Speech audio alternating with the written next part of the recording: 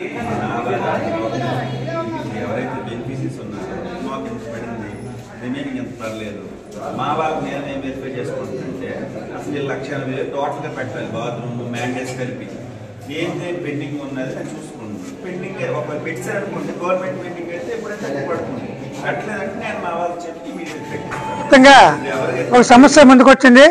గత వైఎస్ఆర్ ప్రభుత్వం జగన్ ప్రభుత్వం 1,80,000 స్కీమ్ ఇచ్చినప్పటికీ పట్టా పేపర్ల మీద 2,70,000 ఇచ్చాము లబ్ధిదారుడికి అందిందని చెప్పేసి రాయడం జరిగింది. 1,80,000లో ఇసుక మెటీరియల్ అన్ని ఇన్క్లూడ్ అయి ఉంటాయి. కానీ 1,80,000 కాకుండా అదనంగా 35,000 వడ్డీలో రుణం ఇచ్చాము. అలాగే మెటీరియల్కి 40,000 ఇచ్చాము. ఇసుక 15,000 ఇచ్చాము. వెరసి మొత్తం 2,70,000 ఇచ్చామని చెప్పేసి లబ్ధిదారులకు పట్టా మీద రాయడం జరిగింది.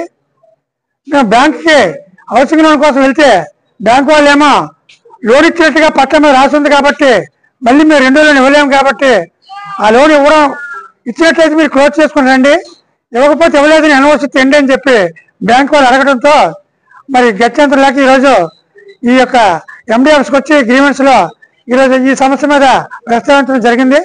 ఎండిఓ గారు హౌసింగ్ వాళ్ళతో మాట్లాడారు. విషయం మీద క్లారిటీ ఇవ్వడానికి డీజీ గారు లేరు కాబట్టి మీరు త్వరలోనే దాని మీద సమస్య పరిష్కారం చేస్తామని చెప్పారు. ఆ ఎన్ఓసి ఇవ్వాల్సి ఉంది, అలాగైతే రేపు లోన్లు వస్తాయి. అది అబద్ధం, తప్పుడు ప్రకటించుకున్నారు వైఎస్ఆర్ ప్రభుత్వం. ఈ మోసాన్ని మరి ప్రజలు గ్రహించి ప్రభుత్వం గ్రహించి అది అబద్ధం అని చెప్పేసి లోన్ లేవని చెప్పేసి నియోజకవర్గం కావాలి. యాక్చువల్గా లోన్ అయితే వీళ్ళు సిడిసి ద్వారా మహిళా సంఘాలతో తీసుకున్న లోన్లు హౌసింగ్కి ఇల్లు కట్టుకుని అడ్జస్ట్ చేసుకున్నారు తప్ప ఇంటి మీద లోన్ అయితే ఇవ్వలేదు. ఇంటి మీద లోన్ ఇవ్వలేదని చెప్తే తప్ప బ్యాంకు వాళ్ళు లోన్ ఇవ్వనన్నారు.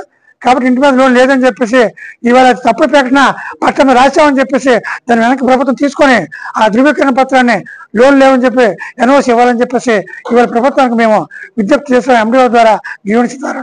ఇది కాకుండా ఇది రాష్ట్ర వ్యాప్తంగా ఉంది పట్ట ఈ సమస్య, కాబట్టి రాష్ట్ర వ్యాప్తంగా దీన్ని పరిష్కరించాల్సిన అవసరం ఉందని ప్రభుత్వం దృష్టికి ఇవాళ తీసుకొచ్చాము. అంతేకాకుండా ఇవాళ రాష్ట్ర వ్యాప్తంగా ఇంకుడు గోతులకి అలాగే బాత్రూమ్లకి పూర్తయిన వాటికి బిల్లులు చాలా మందికి పడలేదు. ఎంఎన్ఆర్ఏ ద్వారా పడాల్సింది దీనికి. కాబట్టి వెంటనే సర్వే చేసి లబ్ధిదారులకు ఎవరికైతే ఇవ్వాల్సి ఉందో వాళ్ళందరికీ కూడా పేమెంట్లు నరేగా ద్వారా ఇవ్వాలని చెప్పేసి ఈ ప్రభుత్వానికి విజ్ఞప్తి చేయడంతో ఎండిఓ గారు ఉపాధి హామీలతో మాట్లాడి అది తప్పకుండా పేమెంట్లు చెల్లించేట్టుగా త్వరలోనే ఏర్పాటు చేస్తామని సమస్య పరిష్కరిస్తామని చెప్పేసి ఎండిఓ గారు హామీ ఇవ్వడం జరిగింది. ఇది జనసేన పార్టీ తరఫున ఈ సమస్యని ఇక్కడితో పరిష్కారం కాకపోతే ఇది స్టేట్ వైడ్ ఇష్యూ కాబట్టి స్టేట్ అంతా కూడా మా పవన్ కళ్యాణ్ గారికి తీసుకెళ్లి ఈ సమస్య పరిష్కారం కోసం జనసేన పార్టీ తరఫున మేము పోరాడాలి.